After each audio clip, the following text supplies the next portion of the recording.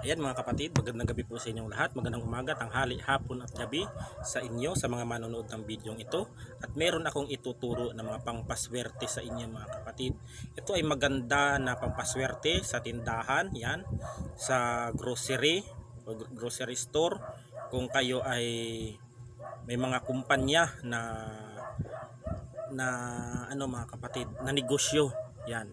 Ito mga kapatid ay aking ituturo, at bago ako magsimula ay binabati ko ang mga manonood ng aking mga bidyong ito, ang mga nanonood sa video ko, sa mga kapwa ko mga manggagamot, antingero, antingera, mga kumbatero at kumbatera sa larangan ng espiritual. Yan. At sa mga supremo na aking mga nakikilala, yung mga albularyo na mga sanggang dikit ko, at doon minsan sila ay nagtuturo din sa akin sa pamamaraan ng panggagamot, kung paano gamutin ang sakit ng isang tao. Ayan.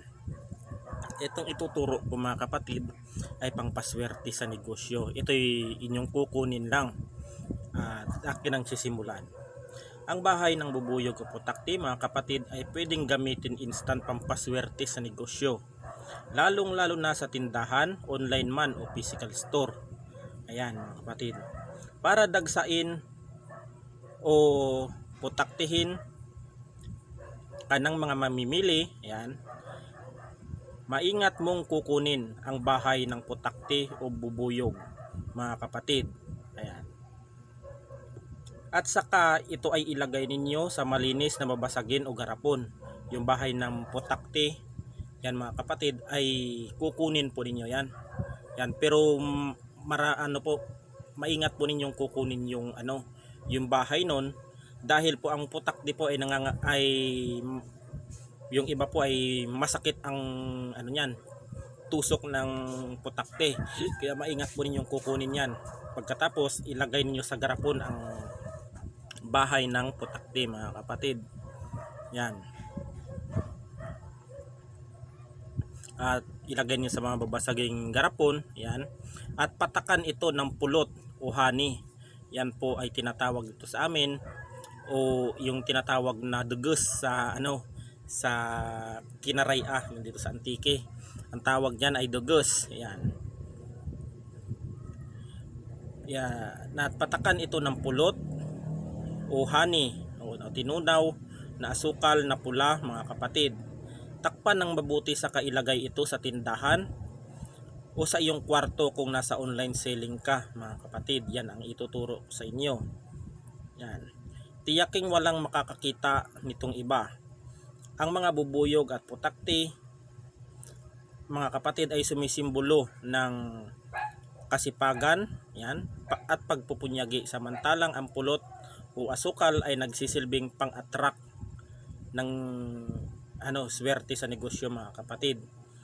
Gawin ito kung kayo ay naniniwala sa mga gantong karunungan.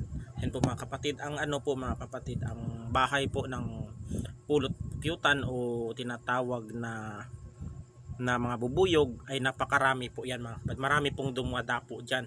Ibig sabihin po, yung bilog na yon, kumbaga pag nakukuha mo yon mga kapatid, yung bahay na nilagay mo sa garapon at nilagyan ninyo ng honey o asukal na pula, ay maaari yung kapatid, yun ay dadagsain po kayo ng mga inyong mamimili.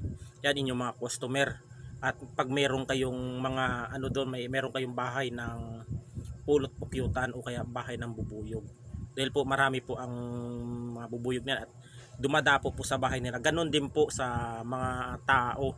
Pag meron ka pong pampaswerte nito at ilagay ninyo sa inyong lagayan, at sa aking mga nabanggit kanina, ay talagang dadagsa po ang mga mamimili o mga customer ninyo.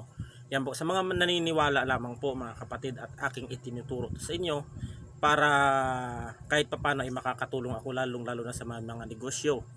Yan, sa mga grocery store dyan, at sa mga mga kapatid, sa mga nagtitinda dyan sa mga palengke o kung saan man sa mga manonood nito, ay ito ay mas magandang pampaswerte ninyo mga kapatid. Hindi na po kayo kailangan bumili ng mga lucky charm, yan lang po ay kukunin lang po ninyo ng pag-iingat, wala pong bayad yan. Pag meron po kayo nakita ng bahay ng putakte o bahay ng bubuyog man yan o kung ano man, ay kunin po ninyo at gawin po ninyo ang mga sumusunod na aking nabanggit kanina. Dahil lang po hindi na po ako magdidemo kung paano gawin at aking itinuturo sa inyo. Kaya mga kapatid, naway makatulong itong video sa inyo upang magkaroon kayo ng pampaswerte sa inyong tindahan o grocery store o kung ano man ng inyong mga negosyo dyan. Yan, hanggang dito na lamang po at ingat po tayo palagi sa mga naniniwala lamang po, pero kung hindi po kayo naniniwala ay wag nyo na lang po gawin mga kapatid. At hanggang dito na lang mga kapatid at God bless.